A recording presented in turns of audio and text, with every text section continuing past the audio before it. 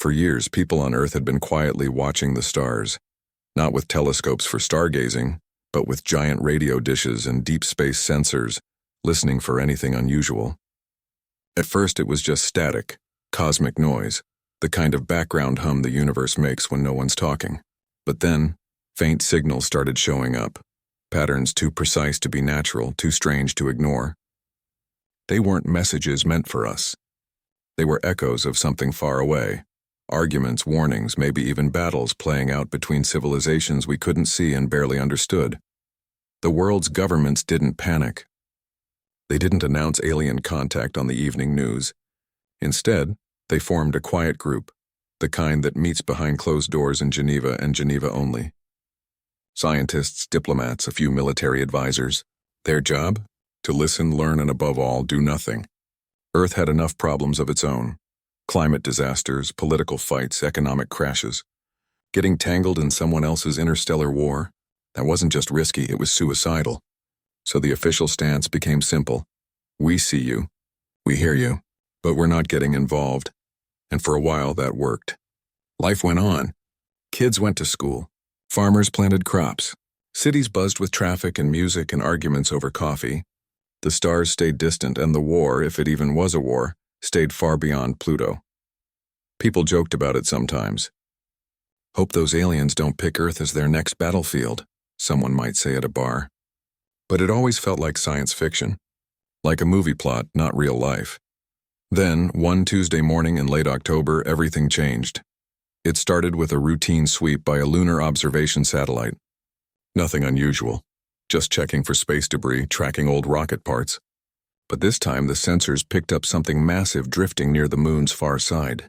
Not a rock, not a satellite, a ship.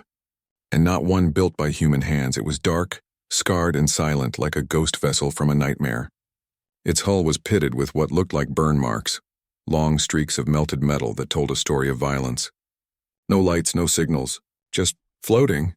NASA, ESA, Roscosmos, they all saw it at once. Within hours, the UN Emergency Council was in session. No press, no leaks, just tense voices in a secure room trying to decide, do we go look? Do we ignore it? They chose to investigate carefully. A robotic probe was rerouted from a Mars mission. It took 3 days to get close. When it finally reached the object, the images it sent back sent chills through every scientist watching. The ship was alien, no doubt. But it wasn't just damaged, it was abandoned. No bodies, no signs of life. Just empty corridors and strange symbols glowing faintly on the walls, pulsing like a slow heartbeat. Inside they found something even stranger, a data core, still active. It wasn't broadcasting outward. Instead, it was sending a narrow, focused beam, not toward Earth but through Earth, aimed at a star system over 1,200 light-years away. A distress call? A warning or a trap? No one knew. But one thing became clear.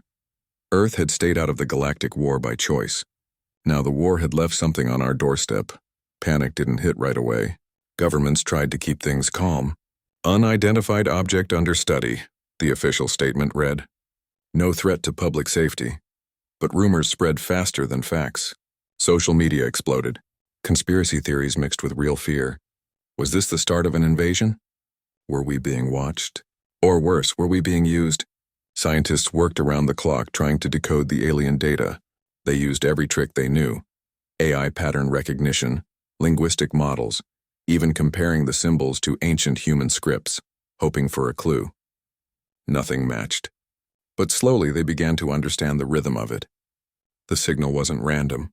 It repeated every 17.3 minutes, and each time it carried a tiny burst of encrypted information. Then came the breakthrough. A young astrophysicist in Chile, working alone in a university lab at 3 a.m., noticed something odd. The signal wasn't just aimed past Earth. It was using Earth's position as a relay point, like someone shouting across a canyon and using a rock to bounce their voice farther. That meant the message wasn't meant for us, but our planet's location was part of the plan. That realization hit like a cold wave. If Earth was part of someone else's communication network, even accidentally, then neutrality might not protect us anymore. In war, even bystanders get caught in the crossfire. And then, just as the world was starting to process the derelict ship, something else appeared. This one wasn't broken. It wasn't silent. It arrived without warning, slipping out of deep space like a shadow. Sleek, silver, and shaped like a blade, it stopped just beyond geostationary orbit. And this time it spoke, not in clicks or pulses, not in alien code, it spoke in English, then Mandarin, then Spanish, Arabic, Russian, dozens of languages, one after another, crystal clear as if reading from a global dictionary. "We are the Kalari hegemony," the voice said, calm and measured. "The vessel near your moon belongs to our enemies. You will surrender it. You will allow inspection of your communications. You will comply." There was no threat in the tone, just certainty. Like a teacher telling a student to hand over a cheating note, the UN scrambled. Emergency calls flew between capitals. Should they respond? How? What if they said no? They chose caution. A formal reply was sent. "Earth is a neutral world. We claim no part in your conflict. We request peaceful dialogue." The answer came 3 hours later, not with words, with silence. Every GPS satellite went dark. Global internet traffic slowed to a crawl. Air traffic control systems glitched. Power grids in Europe and North America flickered, then stabilized, but only barely. It wasn't an attack. It was a demonstration. A reminder, we can shut you down without firing a single shot. People noticed right away. Phones lost signal. Maps stopped working. Planes were grounded. Hospitals switched to backup generators. For the first time in living memory, the invisible web that held modern life together felt fragile. And that's when it really hit home. Earth hadn't joined the war, but the war had just knocked on our door, and it wasn't asking nicely to come in. In living rooms, in subway stations, in fishing villages and desert towns, people looked up at the night sky not with wonder, but with a new kind of fear. The stars weren't just pretty lights anymore. They were windows into a universe far bigger, far more dangerous than anyone had dared to believe. And the worst part? We hadn't done anything wrong. We'd stayed quiet. We'd minded our own business. We'd hoped that if we ignored the storm, it would pass us by. But storms don't care about hope. Now Earth had a choice: keep hiding, or finally stand up and say, "This is our home." The silence was over. The waiting was done. Whatever came next, humanity wouldn't be watching from the sidelines anymore. After that first message from the silver ship, the world didn't explode. Nothing blew up. No cities burned. But everything changed anyway. It was like the air itself got heavier. People walked a little slower, talked a little quieter. You could feel it in grocery stores, on buses, even in playgrounds. Kids stopped pretending to be astronauts and started whispering about the ship. Governments tried to stay calm. Official statements called it a diplomatic incident. Scientists called it unprecedented contact. But ordinary folks? They just knew something was off. Phones didn't work right. GPS sent cars into ditches. Emergency radios crackled with static no one could explain. And every night, if you looked up just right, you could see it. A tiny, steady point of light near the moon, brighter than any star, not blinking, not moving. Just watching. The Kalari didn't land. They didn't send troops. They didn't even show a face. But they made it clear, Earth wasn't neutral anymore. By finding that broken ship, by even looking at it, we'd crossed a line we didn't know existed. At first, some world leaders thought maybe playing along was the safest move. "Give them what they want," a few argued behind closed doors. "Hand over the data, let them scan our systems and they'll leave." But others pushed back hard. "Once you let someone walk into your house and start checking your drawers," one diplomat said during a tense UN session, "they never really leave." Meanwhile, deep inside a secure research bunker beneath the Swiss Alps, a small team of linguists, engineers, and AI specialists worked nonstop. They weren't soldiers. Most had never even held a gun. They were teachers, coders, grad students, people who loved puzzles, not power. Their only weapon was curiosity, and they were racing against time to understand what was really inside that derelict alien vessel. They'd managed to copy fragments of its data before the Kalari showed up. Now, with global networks unstable and outside communication risky, they worked offline, using old-school servers and handwritten notes. One breakthrough came when they realized the alien symbols weren't just letters or numbers. They reacted to sound. When certain frequencies played near the data core, the symbols shifted, revealing hidden layers. It was like the message was alive, waiting for the right key. What they found chilled them. The ship wasn't a warship. It was a refugee craft. The beings who built it, the ones the Kailari called enemies, but weren't invaders. They were running, fleeing, and the distress signal wasn't a call for help. It was a warning. If you see this, hide. They used neutral worlds as bait. The Kailari weren't just demanding the ship back. They were setting a trap. And Earth was the lure. But before the team could share this with the world, the Kailari made their next move. This time it wasn't just about signals and satellites. They targeted something deeper, something that held modern life together. In the middle of a quiet Tuesday, power grids in 3 major continents flickered, then went dark for exactly 47 seconds. Not long enough to cause major damage, but long enough to scare everyone. Hospitals switched to backup generators. Trains stopped mid-track. In cities, people stood in the sudden silence of elevators stuck between floors. Streetlights dead, phones useless. Then as quickly as it vanished, power returned.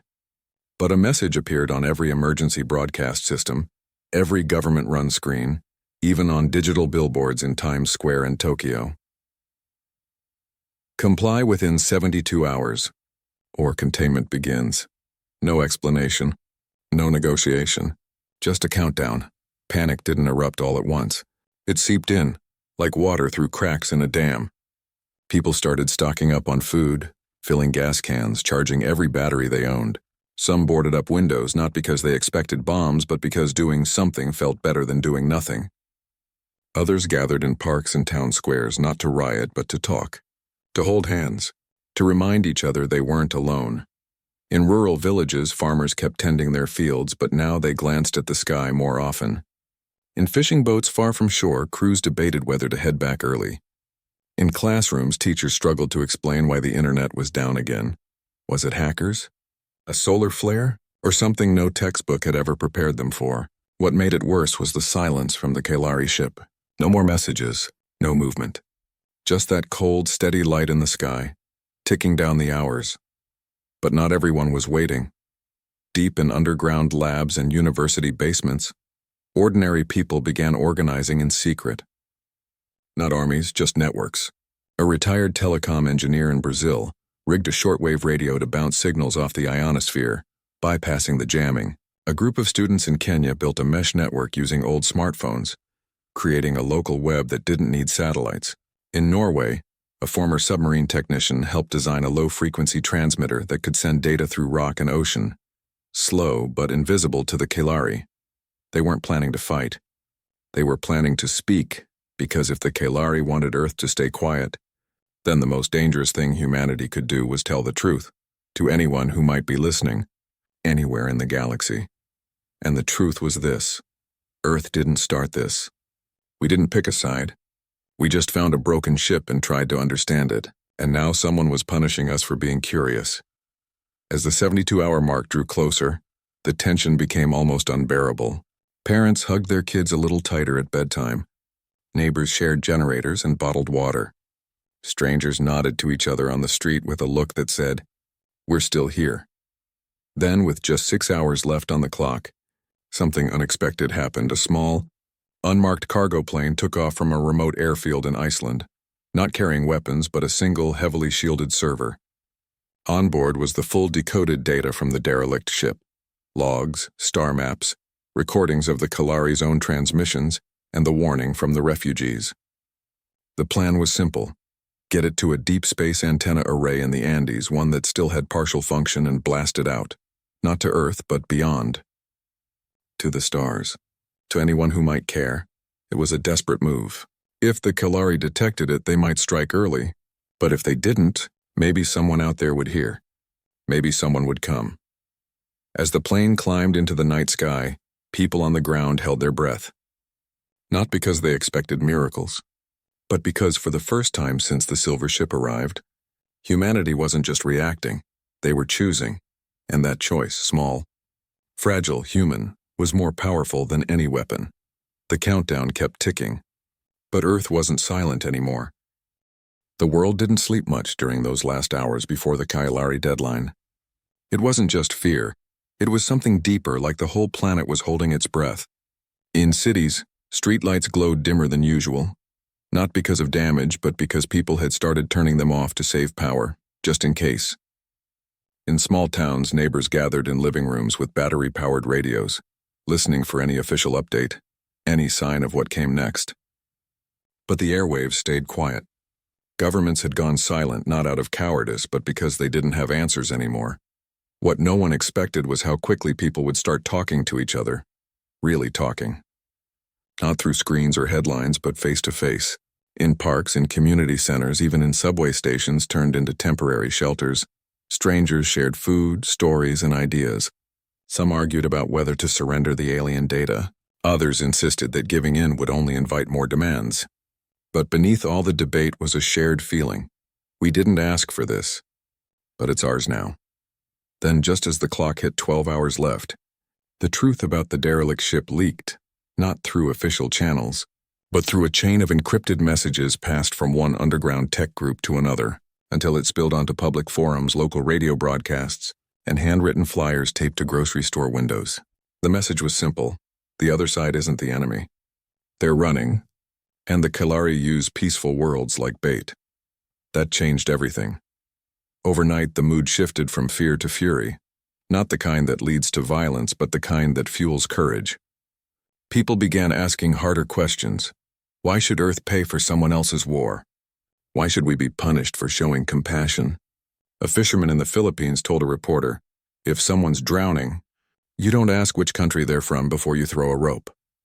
A teacher in Argentina wrote on a chalkboard for her students, "Neutrality isn't weakness, but silence can be." Governments, once divided, started to find common ground, not because they suddenly trusted each other, but because their people demanded it. Emergency sessions of the UN ran non-stop. For the first time in decades, major powers agreed on one thing: Earth would not hand over the data. Not because they wanted to fight, but because they refused to be used. But the Kalari didn't care about reasons. They cared about control. When the 72-hour mark passed and Earth didn't comply, the sky didn't light up with fire. No explosions, no invasions. Instead, the world woke up to a different kind of attack, one designed not to kill but to isolate. First, every deep space communication array went dark. Then, undersea internet cables, those thick bundles of fiber that carry most of the world's data across oceans, began failing one by one, in perfect sequence, like dominoes. Satellites that handled weather forecasting, scientific research, even disaster alerts, suddenly spun out of alignment. It wasn't chaos. It was precision. The Kailari weren't destroying Earth. They were cutting it off from itself, and from the stars. Within a day, global internet slowed to a crawl. International calls dropped. Air travel ground to a near halt. But the strangest part? No one panicked the way they used to. Maybe because they'd already faced the worst in their minds. Maybe because they'd spent the last few days talking, planning, helping each other. Communities that once barely noticed each other now shared generators, water purifiers, and spare parts. In places where the grid failed completely, people lit candles, cooked over open fires, and told stories under the stars. Real stars. Not the cold light of the Kalari ship. And in the middle of it all, a quiet rebellion grew. It wasn't led by generals or presidents. It was led by engineers who remembered how to build radios from scrap metal, by students who coded new ways to send messages through power lines, by farmers who used old ham radios to connect villages miles apart. They called it the Whisper Network, a patchwork of signals too small, too scattered for the Kalari to notice or care about. But it worked. News traveled. Plans formed. Hope spread. Their biggest goal? Get the truth out, not just to each other, but to the galaxy. Deep in the Chilean desert, where the air is thin and the sky is clearest, a team of astronomers and volunteers worked through the night. They'd taken an old radio telescope, one the government had nearly scrapped, and rewired it using parts from washing machines, car batteries, and even microwave ovens. It wasn't pretty, but it could send a signal farther than anything Earth had left. They didn't just broadcast the alien warning. They added something of their own, a message recorded by hundreds of voices from every corner of the planet. A child singing a lullaby, a grandmother reciting a poem, a street musician playing a simple tune on a dented trumpet, a fisherman describing the color of the ocean at dawn. It wasn't a plea for help. It was a declaration. We are here. We are human, and we choose to stand for what's right.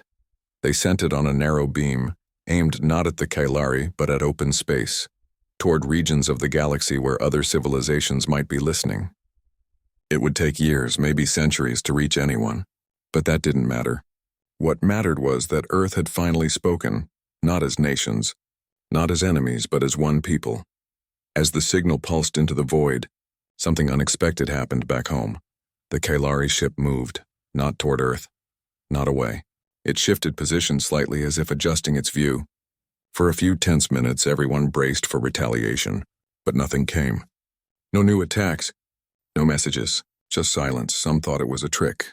Others believed the Kailari were simply waiting, confident that a disconnected, isolated Earth would eventually break on its own.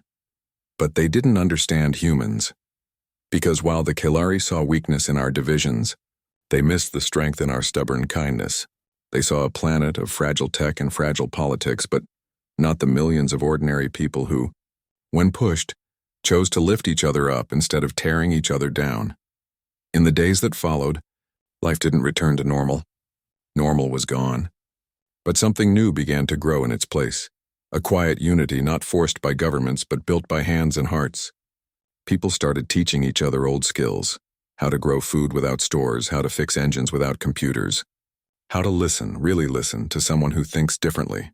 And every night, as they looked up at the sky, they didn't just see a threat. They saw a challenge. The Kailari thought cutting Earth off would make us surrender, but all it did was remind us what we were fighting for. Not just survival, but dignity. Not just safety, but the right to decide our own future. The war hadn't come to Earth because we joined it. It came because we dared to care. And now, even in the dark, humanity wasn't backing down. The silence after the broadcast was heavier than anyone expected. No explosions. No angry messages from the Kailari ship. Just that same cold, steady light hanging in the sky like a watchful eye. But down on Earth, something had shifted. People weren't waiting for orders anymore. They were acting. In the days that followed, communities started organizing in ways no one had seen in generations. Without the internet, without constant news updates, people turned to what they'd always had: each other. Towns set up message boards on street corners. Bicycles became the new delivery system, carrying medicine, food, handwritten notes. In cities, apartment buildings held nightly meetings in courtyards, deciding who would guard shared supplies, who would tend to the sick, who would keep the small solar chargers running for emergency radios. It wasn't perfect. There were arguments, misunderstandings, moments of fear, but something remarkable happened. The fear didn't turn people against each other. It turned them toward each other. Meanwhile, deep in hidden labs and repurposed warehouses, the real work continued. The team that had sent the message into space knew it might never be heard. But they also knew they couldn't stop. If the Kailari wanted Earth to disappear quietly, then staying loud, staying visible, was the only resistance that mattered. They had one last idea. Not a weapon, not a shield, but a mirror. Using fragments of the alien data and pieces of salvaged Kailari tech pulled from the derelict ship's wreckage, they built something small, a transmitter no bigger than a suitcase. It didn't send messages outward. Instead, it bounced signals off the moon, off old satellites, even off the ionosphere, creating a web of echoes that made it look like Earth was still fully connected, still broadcasting, still alive in the eyes of any distant observer. It was a bluff, a beautiful fragile lie, but sometimes lies buy time, and time is where hope grows. Then came the first real strike. It wasn't fire from the sky.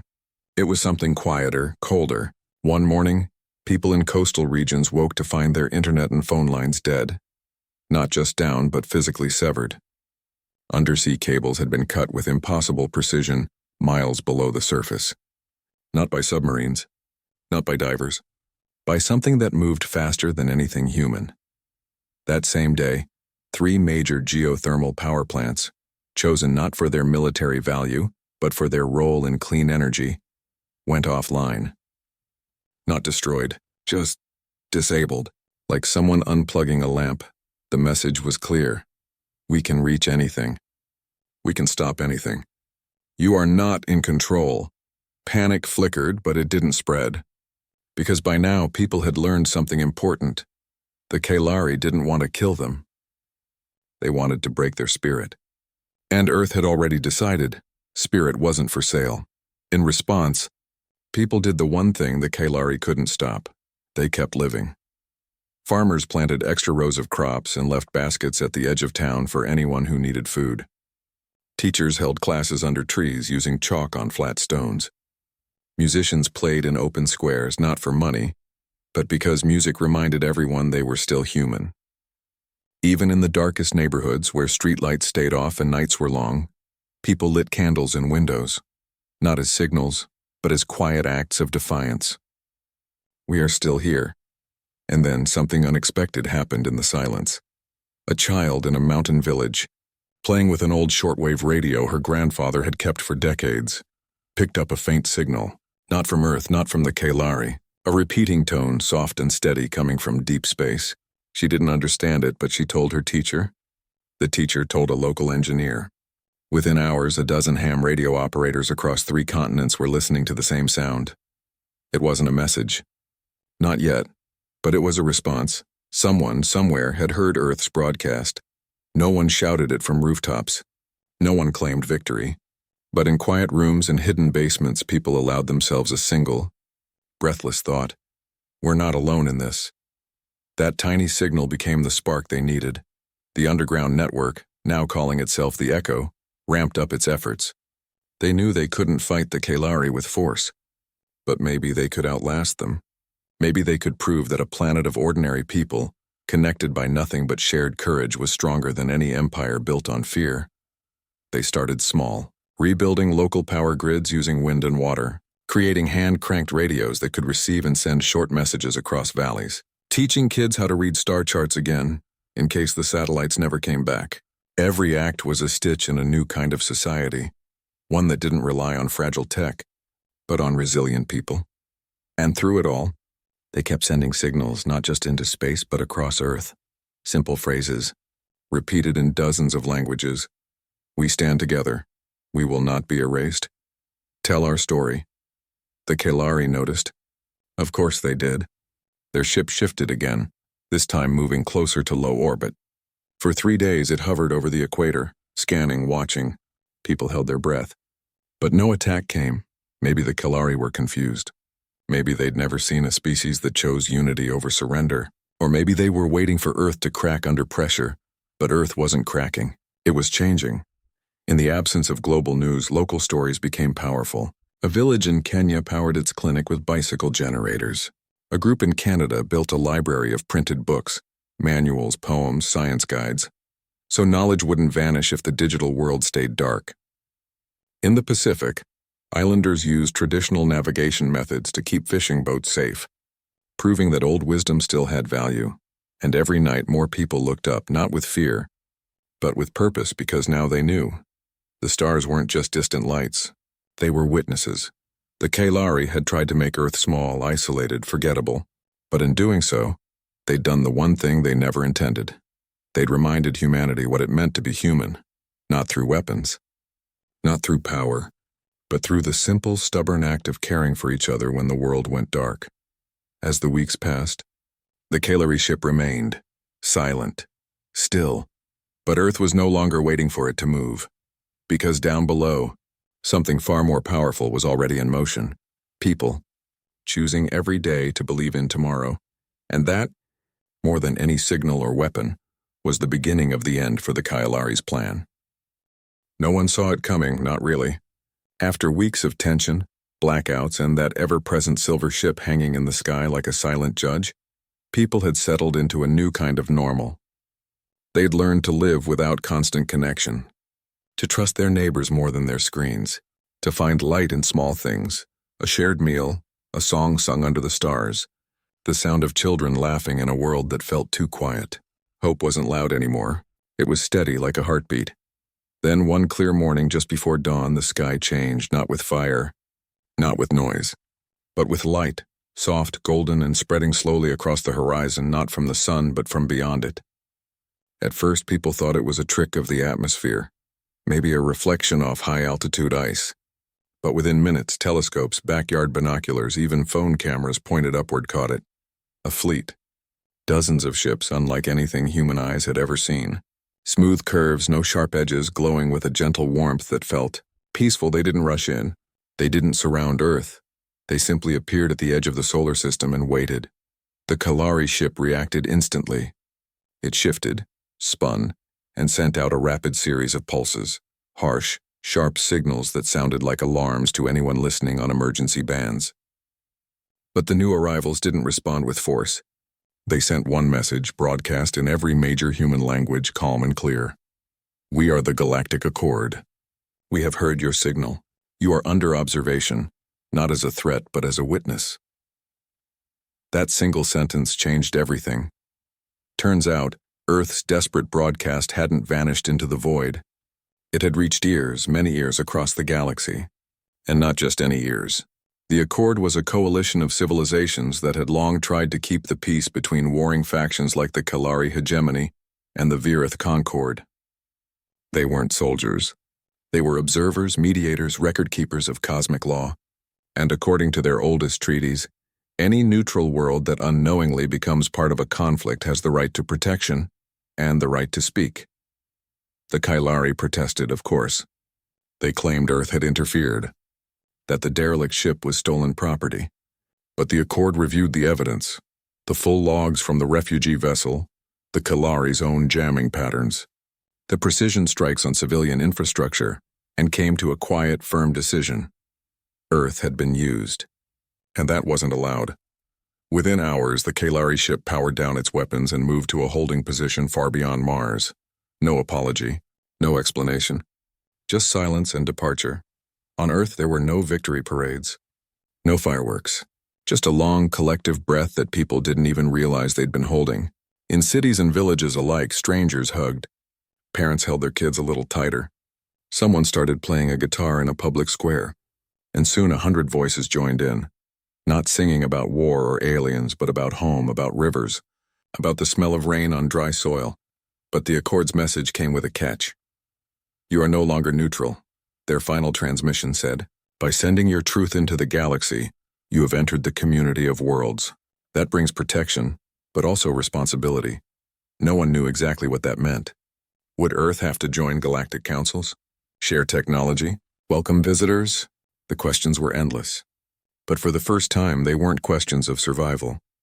They were questions of choice, and that made all the difference. In the weeks that followed, life didn't snap back to how it was before. The internet stayed patchy. Satellites were still being repaired. But something deeper had healed. People had learned that they didn't need perfect systems to care for each other. They didn't need governments to tell them when to be brave. They'd done it on their own.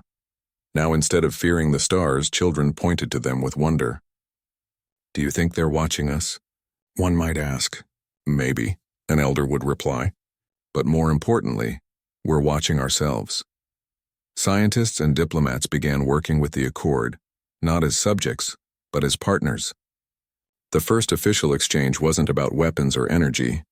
It was about language, music, and stories. Earth sent recordings of whale songs, recordings of wind through forests, even the sound of a heartbeat. In return, they received star maps older than human civilization, songs made of light, and a simple message. You belong. There were still challenges ahead. Not every nation agreed on how to move forward. Old tensions didn't vanish overnight. But the experience had changed something fundamental. Earth was no longer just a collection of countries. It was a single voice that had spoken and been heard, and that voice had said simply, we choose kindness. We choose truth. We choose to stand together. Years later, when history books were written, printed on real paper just in case, they wouldn't call it the Alien War or the Kalari invasion. They'd call it the Awakening, the moment humanity realized it wasn't alone, but also that it never really had been. Because even before the stars answered, people had found each other. Now when night falls, the sky looks different. The same stars are there, but they feel closer, like old friends who finally showed up after a long silence. And Earth is still small.